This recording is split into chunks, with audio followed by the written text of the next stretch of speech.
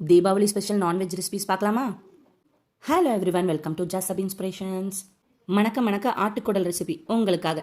சுடு தண்ணியில் ஆட்டுக்குடலை நல்லா கழுவிட்டு 2 டேபிள் ஸ்பூன் இஞ்சி பூண்டு விழுது, 2 டேபிள் ஸ்பூன் சின்ன வெங்காயம் விழுது, 1 டேபிள் ஸ்பூன் மல்லித்தூள், உப்பு, தேவையான அளவு தண்ணி.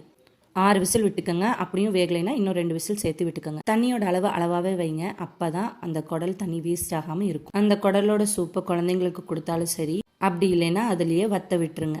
கடாயில் அளவான எண்ணெய் ஊற்றி பச்சை மிளகாய், கருவேப்பிலை, பெரிய வெங்காயம் 2 எண்ணம் போட்டு கொஞ்சமாக இஞ்சி பூண்டு விழுது போட்டு தாளிச்சுக்கோங்க.